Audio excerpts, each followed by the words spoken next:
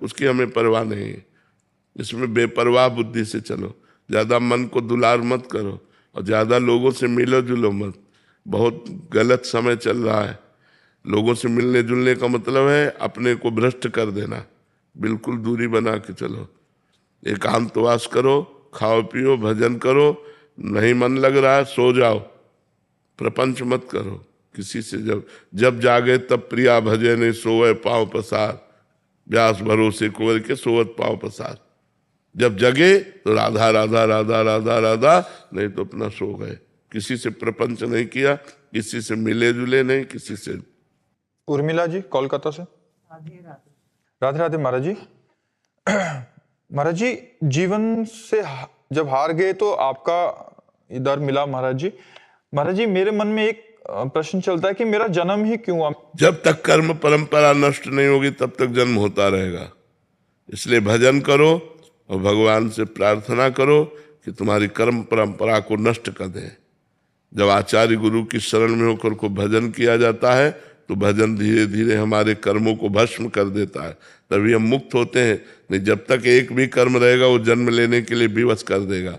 इसलिए जन्म मरण से मुक्त होने के लिए सब कर्मों को नष्ट करना है। संचित कर्म भगवान की शरणागति से नष्ट हो जाते हैं।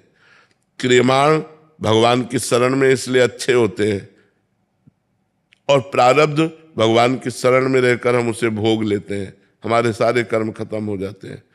जो अच्छे कर्म भगवान को समर्पित है, जो प्रारब्ध भोग है वो हम भोग लेते हैं, और जो संचित कर्म है वो भस्म हो जाते हैं, जीव मुक्त हो जाता है।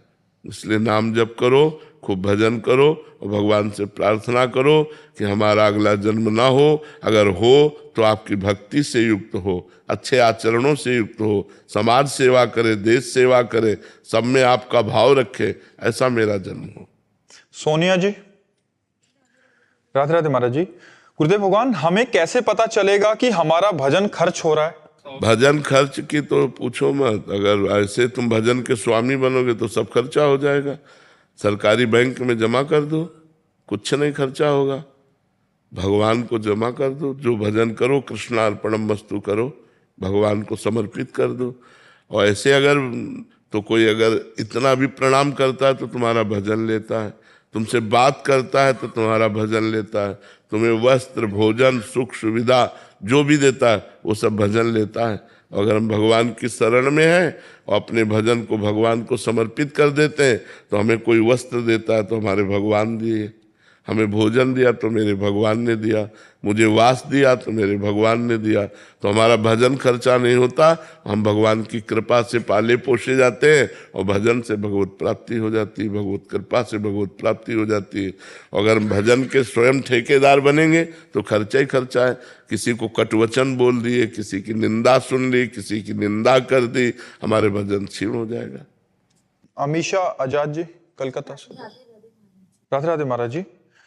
महाराज जी, आप कह रहे हैं कि जिम्मेदारियां निभाते निभाते भावनात्मक थकान बहुत हो गई है। महाराज जी, अभी कैसे पहचानूं कि क्या मुझे करना चाहिए या मुझे छोड़ देना चाहिए। नहीं करना चाहिए। थकान इसलिए हो गई कि भगवान से कनेक्शन आप नहीं रखे।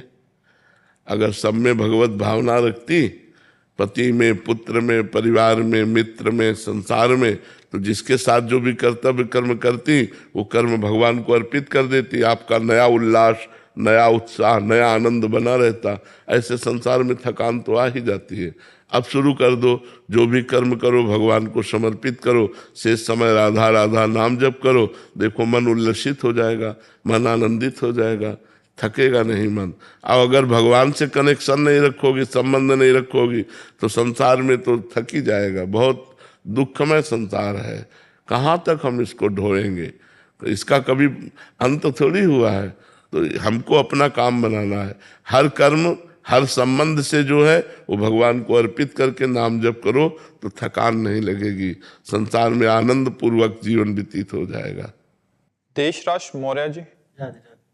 राधे राधे महाराज जी। महाराज जी, मैंने फेसबुक से 3 साल से आपका वीडियो देख रहा हूँ और राधा नाम जप करने लगा हूँ, लेकिन कुछ लोग कहते हैं कि बिना गुरु के ज्ञान अधूरा है। महाराज जी, तो महाराज जी मुझे गुरु बनाना चाहिए या राधा नाम? नहीं, हमको ये बताओ कि जब आपने राधा नाम लिया तो आपने माना कि नहीं माना, किन संत से लिया? तो बस हो गया। फिर गुरु का मतलब यही थोड़ी कि कंठी बंधवा ले तभी बात होती है।